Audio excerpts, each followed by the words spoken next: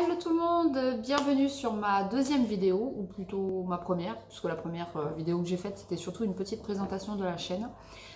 Sur cette vidéo on va parler, je vais parler, monologue, je vais vous parler de mon expérience en tant que majorette.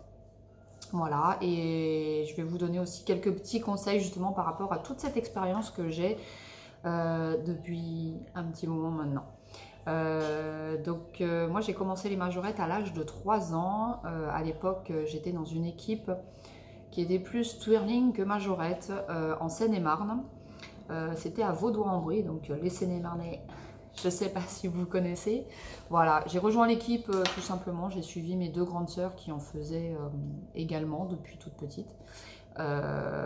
J'y suis restée quelques années et quand j'ai eu 8 ou 9 ans, je crois, le club a fermé les portes. Et du coup, on s'est retrouvés comme ça, sans équipe avec ma sœur pendant 2 ans à peu près. Jusqu'à 97 où là elle a décidé en fait d'ouvrir son équipe dans notre village au Plessis-et-Aussou. Attention à la campagne de Seine-et-Marne, vous allez avoir des noms un petit peu chelous comme ça. On a démarré l'année, je ne veux pas mentir, mais je pense qu'on était une bonne vingtaine, voilà, la première année. C'est un club qui a tenu, je dirais, 10-12 ans par là. Moi, je suis partie au bout de 10 ans. Je suis partie dans le sud, mais je crois que le club a tenu peut-être 2 ans de plus, et puis après, ça s'est arrêté. Donc dans ce club que ma soeur a créé, au début, j'étais la petite sœur, donc j'étais la capitaine des petites, voilà, mais j'étais pas très sérieuse, j'avais plus envie de faire l'andouille avec mes copines. Mais bon, j'ai fini quand même par devenir un peu plus sérieuse, un peu plus mature. J'ai grandi, Dieu merci. Et là, j'ai commencé à créer les chorégraphies en fait avec ma sœur. Donc on faisait en général la chorégraphie grande, toutes les grandes, on y mettait des pas de danse, des mouvements, on y mettait notre style, on choisissait les musiques, les costumes ensemble, voilà, tout était choisi tout ensemble. Alors je vous cache pas que c'était hyper compliqué, donc un de mes conseils vraiment, moi c'est ce que j'applique dans mon équipe, je décide beaucoup des tenues, les thèmes en général je leur demande voilà si elles ont des idées et puis j'essaye d'assembler tout ça ensemble, mais les tenues j'avoue que c'est moi qui choisis. Évidemment je vais pas choisir des trucs super courts qui vont mettre des filles qui ont un peu plus de forme mal à l'aise, mais voilà, parce que je me souviens c'était tellement compliqué quand il fallait choisir les tenues, personne n'était d'accord, ah oui mais moi j'aime pas qu'on voit mes jambes, mais bon. Voilà, donc du coup, dans mon équipe, c'est comme ça que je fais, ça se passe très bien, je pense pas qu'elles aient l'impression de se sentir persécutées. Des fois, elles sont là, non mais Julie, qu'est-ce que tu vas nous faire porter là? Et puis en fait, en sortie, elles se rendent compte que ça plaît. Voilà, et puis j'estime en fait que si une fille rejoint mon équipe, c'est aussi parce qu'elle aime ce qu'on dégage sur les sorties. Donc forcément, voilà, elle va apprécier aussi quand même ce que je vais choisir pour elle au niveau des tenues. Voilà, donc ça c'était la petite parenthèse sur les tenues. Donc dans l'équipe, pour revenir, excusez-moi je m'égare, pour revenir à l'équipe de ma sœur, juste avant de partir vers la fin, je m'occupais du groupe des moyennes, donc je leur faisais les chorégraphies, je leur trouvais les tenues. J'étais pas coach avec ma soeur, comme on disait à l'époque, on disait co-capitaine, voilà, je sais pas si ça se dit toujours, voilà, j'étais l'adjointe en chef, si on peut dire. J'étais aussi dans le bureau avec ma maman, voilà, parce que ma maman était présidente, et moi je faisais partie du bureau avec elle, voilà, je l'aidais, pas tellement la partie administrative, mais plutôt quand on organisait un événement avec l'association, voilà, pour aller faire les courses, etc. Voilà. J'essayais de l'aider au maximum, mais j'apprenais plus qu'autre chose, puisque voilà, je n'avais jamais fait ça, donc je l'accompagnais, je l'aidais, et puis moi ça me permettait, entre guillemets, de me former, si on peut dire ça. Voilà, donc ensuite moi je suis partie dans le sud, en Corrèze, et là en Corrèze j'ai eu envie de monter mon équipe, mais j'y suis pas restée très longtemps. Ça commençait un petit peu à me trotter dans la tête, mais mais j'ai pas passé le cap, voilà. Peut-être parce que je savais que j'y resterais pas au fond, mais voilà. Donc après, je suis partie encore un petit peu plus au sud, encore un petit peu plus au soleil. Je suis partie cette fois-ci dans le Tarn-et-Garonne.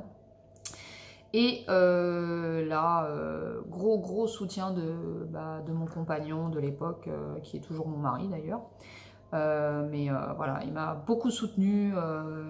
Il n'a pas cherché à m'arrêter ou quoi. Il savait que c'était ma passion, donc bah, du coup, il m'a suivi de A à Z. Voilà, donc j'ai monté mon club dans le Tarn-et-Garonne. Club que j'ai choisi d'appeler les Gaga Girls parce que à l'époque j'étais très fan de Lady Gaga, vous l'avez deviné, hein. Je le suis toujours, voilà. Je trouve que c'est un nom qui nous colle bien parce qu'on est un petit peu timbré dans l'équipe, on aime bien faire les folles, voilà. Donc les Gaga Girls, je trouve que c'est toujours d'actualité, voilà. Je voulais aussi un nom simple à retenir, simple à prononcer. Visiblement pas simple à écrire parce que les gens quand ils écrivent Gaga Girls, ils écrivent Gaga plus loin, Girls, voilà. Et moi je voulais vraiment en un seul mot. Bon, voilà, c'est le petit problème. Mais bon, je pense pas que ce soit très méchant. Donc on a fait la première année à 12 dans l'équipe, donc c'était vraiment un petit club. Et puis surtout dans le Tarn-et-Garonne, en fait, il n'y a pas beaucoup d'équipes de majorettes. En gros, on est 2 ou 3, mais pas plus, voilà. Et ensuite la deuxième année, gros boom, on est passé donc de 12 à 40 je crois. On a fait 2-3 kermesses en fait, fêtes de village, etc. On n'avait pas fait beaucoup de sorties la première année, mais ça a suffi vraiment à faire exploser le nombre d'adhérents dans l'équipe. Donc là on a complètement halluciné. D'ailleurs celles qui étaient là la première année, quand elles sont arrivées à la journée d'essai pour la deuxième année, elles ont vu le monde, bah, j'en ai quelques-unes qui ont arrêté. Je pense que ça leur a fait peur de voir autant de nouveaux visages parce que forcément, quand on a un club avec 12 personnes dedans, c'est hyper familial. On est pas mal soudés entre nous. Je dis pas que c'est pas le cas, hein, quand on est 40, 50, 60, 70. Hein, ça peut être le cas aussi, mais c'est plus difficile forcément. Quand on est un petit nombre, on est très proches les unes des autres. Et depuis, bah, ça a continué d'augmenter. La plus grosse année, on est monté à 68, donc presque 70 personnes dans l'équipe. On avait des personnes de 3 ans à 40, 45 ans, je crois. C'est pas compliqué cette année-là. La catégorie des grandes, on était une vingtaine et j'avais au moins la moitié, c'était des adultes. Et la catégorie des moyennes, elles étaient 25. 25 moyennes. Donc pour rappel, les moyennes, c'est grosso modo les collégiennes. C'était un cauchemar. C'était un cauchemar. Autant de filles sur cette catégorie-là, je crois que ça a été une année très compliquée à gérer parce que les moyennes collégiennes n'arrêtent pas de se disputer, en fait. C'était vraiment niveau hyper bas, mais elles étaient adorables, hein, toutes séparées, mais alors dès qu'elles étaient ensemble, ça se chicanait. Bref, heureusement, il n'y a eu que cette année-là. Et je crois que le plus terrible cette année-là, c'est qu'elles étaient 25 chez les moyennes, et on a fait un festival de majorettes. J'ai eu 3 moyennes. Là, je me suis dit, c'est pas possible, il y a un problème. D'accord, mais bon. Heureusement, c'est pas toujours le cas, parce que je crois des années comme ça, au secours. Donc voilà, depuis 10 ans maintenant, ça fera 10 ans en septembre, les Gaga Girls sont là, dans le Tarn-et-Garonne. Qu'est-ce qui s'est passé en 10 ans? Il s'est passé beaucoup de choses. On a eu une fluctuation d'adhérentes, je dis adhérentes parce qu'on n'a pas eu de garçons dans l'équipe. Peut-être que ça arrivera, mais c'est pas arrivé encore. Dans mon ancienne équipe en Seine-et-Marne, l'équipe à ma soeur, oui, on a eu des garçons. Mais ici, non. Bon, après, voilà, c'est pas très connu comme sport dans le Tarn-et-Garonne. Dans le Tarn, oui, juste à côté de chez nous, il y a énormément d'équipes.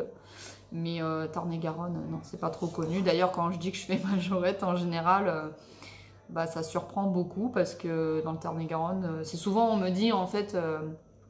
ah mais ça existe toujours, bah oui ça existe toujours, même si cette année c'est compliqué avec la Covid, mais oui ça existe toujours.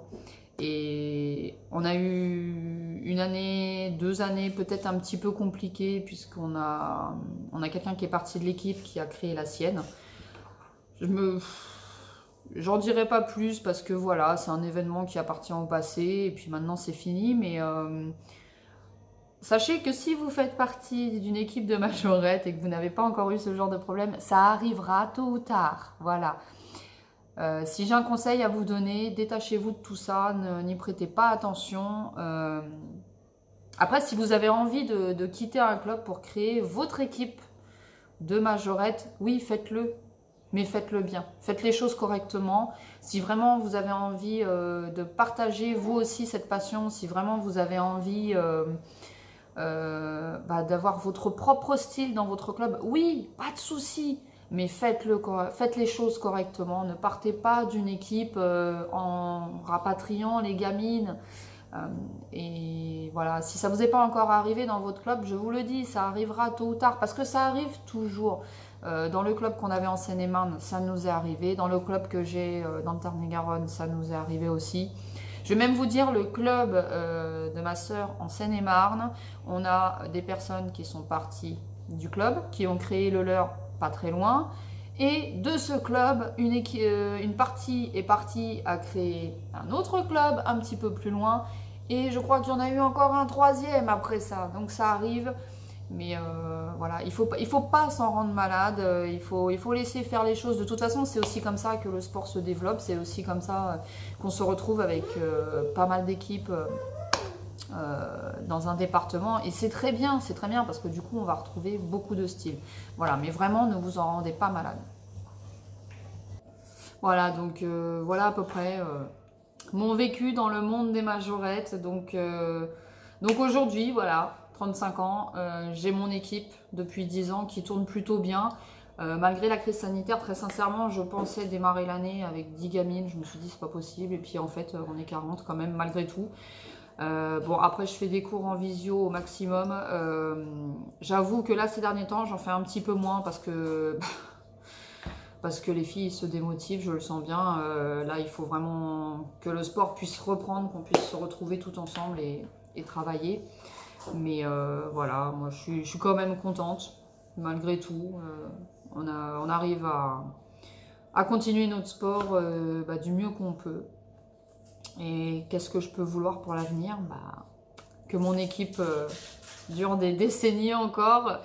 Et puis de trouver quelqu'un qui reprendra un jour l'équipe. Parce que bon, on a quelqu'un qui avait repris l'équipe en Seine-et-Marne, mais ça n'a pas tenu, voilà. Donc j'espère transmettre assez ma passion. Et puis on verra bien comment seront les choses. Peut-être que quand j'aurai mon dentier, que j'aurai 80 ans, que je serai une vieille personne, peut-être que je verrai les Gaga Girls avec un style différent, mais l'équipe sera toujours là et je serai contente quand même. Donc on verra bien. Voilà, donc je vous fais des bisous. J'espère que cette deuxième vidéo vous a plu. C'était juste une petite parenthèse où je vous expliquais un petit peu mon vécu dans le monde des majorettes. Il y a un truc que j'ai oublié de vous préciser. Avec mon association, nous sommes dans la fédération, la FFMM, depuis 3-4 ans maintenant. J'en suis très contente. C'est une fédération où j'étais déjà depuis ma précédente équipe. Voilà, j'ai souhaité m'y réinscrire parce que ça se passe très bien. On y fait des stages pour les filles. Donc les filles apprennent des mouvements, des fois des chorégraphies. Bon là, cette année, c'est une année blanche, mais sinon, il y a aussi des championnats de France duo, solo. Il y avait plein de projets avec cette fédération, mais malheureusement, voilà. Encore une fois, la crise sanitaire qui nous empêche un petit peu de vivre normalement notre sport. Mais bon, voilà, il me tarde que tout ça, tous ces problèmes soient finis, qu'on puisse reprendre notre vie normale. Je pense que là, tous ceux qui pratiquent un sport comme ça en groupe savent très bien de quoi je parle. Toutes les majorettes, pop-up girls, twirleuses. Mais bon, on doit faire avec. Donc je vous fais des gros bisous et je vous dis à bientôt. Ciao, bye.